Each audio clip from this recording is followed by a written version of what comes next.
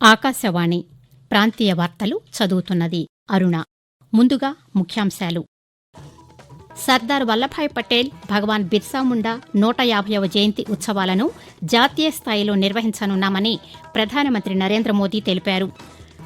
Bharat make in India ఇప్పుడు make for the వరల్డ్గా మారిందని ప్రధానమంత్రి నరేంద్ర మోదీ మన్ కీ బాత్ కార్యక్రమంలో ఉద్ఘాటించారు. తెలంగాణకు చెందిన డి వైకుంఠం చేర్యాల్ జానపద చిత్రకళను ప్రాచుర్యంలోకి తీసుకొచ్చేందుకు విశేషమైన కృషి చేస్తున్నారని ప్రధానమంత్రి నరేంద్ర మోదీ తెలిపారు. విశాఖపట్నం నగరాన్ని అభివృద్ధి చేసేందుకు కేంద్ర రాష్ట్ర ప్రభుత్వాలు కృషి చేస్తున్నాయని కేంద్ర పౌర విమానయాన శాఖ మంత్రి కె రామ్మోహన్ నాయుడు పేర్కొన్నారు. రాష్ట్రంలో ఓడల తయారీ కేంద్రం ఏర్పాటుపై అధ్యయనం చేసేందుకు కేంద్ర బృందం ఈరోజు బాపట్ల జిల్లా పర్చూరులోని చినగంజాంలో పర్యటిస్తోంది. వార్తల వివరాలు.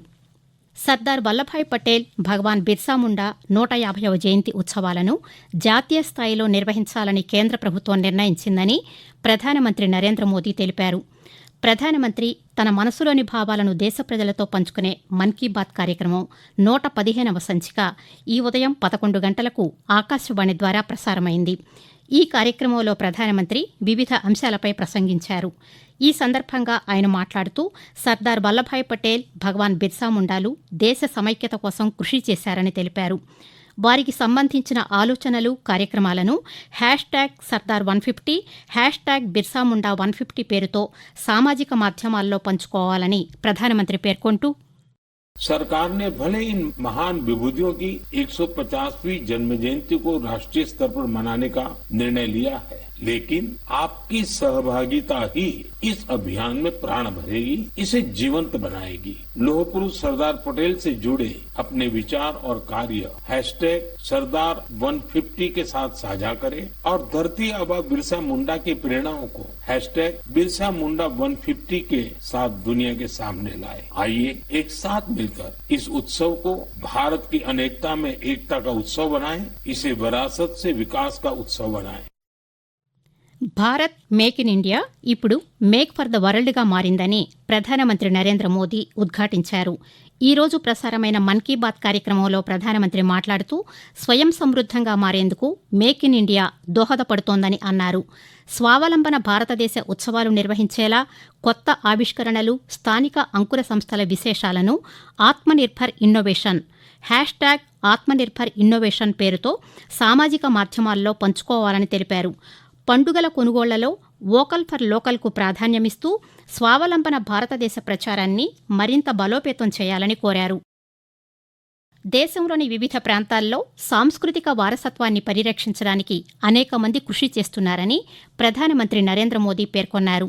ఈ రోజు మన్ కీ బాత్ కార్యక్రమంలో ప్రధానమంత్రి మాట్లాడుతూ తెలంగాణకు చెందిన డి వైకుంఠం చేర్యాల్ జానపద చిత్రకళను ప్రాచుర్యంలోకి తీసుకొచ్చేందుకు విశేషమైన కృషి చేస్తున్నారని తెలిపారు. చేర్యాల్ చిత్రాలను సిద్ధం చేసే విధానం చాలా ప్రత్యేకమైందని ప్రధానమంత్రి తెలియజేస్తూ, देश के अलग अलग हिस्सों में भी आपको ऐसे कई असाधारण लोग मिल जाएंगे जो सांस्कृतिक विरासत के संरक्षण के लिए आगे आए हैं। डी वैकुंठम करीब 50 साल से चेरियाल फोक आर्ट को लोकप्रिय बनाने में जुटे हैं। तेलंगाना से जुड़ी इस कला को आगे बढ़ाने का उनका ये प्रयास अद्भुत है। चेरियाल पेंटिंग्स को तैयार करने की प्रक्रिया बहुत ही यूनिक है। ये एक स्क्रोल के स्वरूप में कहानियों को सामने लाती है। इसमें हमारी हिस्ट्री और माइथोलॉजी की पूरी झलक मिलती है. సర్దార్ వల్లభాయ్ పటేల్ జయంతి సందర్భంగా జరిగే జాతీయ ఐక్యతా దినోత్సవం రోజున రన్ ఫర్ యూనిటీలో ప్రజలు పెద్ద సంఖ్యలో పాల్గొనాలని ప్రధానమంత్రి పిలుపునిచ్చారు. ఈ రోజు జరిగిన మన్ కీ బాత్ కార్యక్రమంలో ప్రధానమంత్రి మాట్లాడుతూ ఈసారి దీపావళి కారణంగా అక్టోబర్ 29వ తేదీన రన్ ఫర్ యూనిటీ జరుగుతుందని, ఇందులో అత్యధిక సంఖ్యలో ప్రజలు పాల్గొని జాతీయ ఐక్యత మంత్రంతో పాటు ఫిట్నెస్ మంత్రాన్ని ప్రతి చోటా వ్యాప్తి చేయాలని కోరారు. అలాగే ధన్తేరస్, దీపావళి, ఛత్ పూజ, గురునానక్ జయంతి పండుగల సందర్భంగా శుభాకాంక్షలు తెలియజేస్తూ అందరూ పండుగలను పూర్తి ఉత్సాహంతో జరుపుకోవాలని ప్రధానమంత్రి ఆకాంక్షించారు. డిజిటల్ సైబర్ మోసాల పట్ల ప్రతి ఒక్కరికి అవగాహన ఉండాలని ప్రధానమంత్రి నరేంద్ర మోదీ సూచించారు. ఈ రోజు జరిగిన మన్ కీ బాత్ కార్యక్రమంలో ప్రధానమంత్రి డిజిటల్ సైబర్ మోసాల గురించి ప్రస్తావించారు. డిజిటల్ అరెస్ట్ పేరుతో జరుగుతున్న మోసాన్ని ఎదుర్కొనేందుకు రాష్ట్ర ప్రభుత్వాలతో దర్యాప్తు సంస్థలన్నీ కలిసి పనిచేస్తున్నాయని చెప్పారు. ఈ ఏజెన్సీల మధ్య సమన్వయం కోసం జాతీయ సైబర్ సమన్వయ కేంద్రాన్ని ఏర్పాటు చేశామని ప్రధానమంత్రి చెబుతూ, हर किसी की जागरूकता, हर नागरिक की जागरूकता, जो लोग भी इस तरह के साइबर फ्रॉड का शिकार होते हैं उन्हें ज्यादा से ज्यादा लोगों को इसके बारे में बताना चाहिए. आप जागरूकता के लिए #SafeDigitalIndia का प्रयोग कर सकते हैं. मैं स्कूलों और कॉलेजों को भी कहूंगा कि साइबर स्कैम के खिलाफ मुहिम में छात्रों को भी जोड़े. समाज में सबके प्रयासों से ही हम इस चुनौती का मुकाबला कर सकते हैं. ఆంధ్రప్రదేశ్లో డాటా కేంద్రాన్ని ఏర్పాటు చేయాలని రాష్ట్ర ఐటీ శాఖ మంత్రి నారా లోకేష్ ఈక్వెనెక్స్ సంస్థను కోరారు. అమెరికాలో పర్యటిస్తున్న మంత్రి శాన్ ఫ్రాన్సిస్కోలోని ఈక్వెనెక్స్ డాటా సేవల సంస్థ ప్రతినిధులతో ఈరోజు సమావేశమయ్యారు. రాష్ట్రంలో డాటా సెంటర్ ఏర్పాటుకు గల అనుకూలతలను మంత్రి వారికి వివరించారు. ఎలక్ట్రానిక్స్ పాలసీ విధానంలో పవర్ రాయితీ, స్టాంప్ డ్యూటీ మినహాయింపు వంటి రాయితీలతో పాటు మెరుగైన ప్రోత్సాహకాలను రాష్ట్ర ప్రభుత్వం ప్రకటించిందని మంత్రి ఈ సందర్భంగా వివరించారు. ఆకాశవాణి ప్రాంతీయ వార్తలు వింటున్నారు.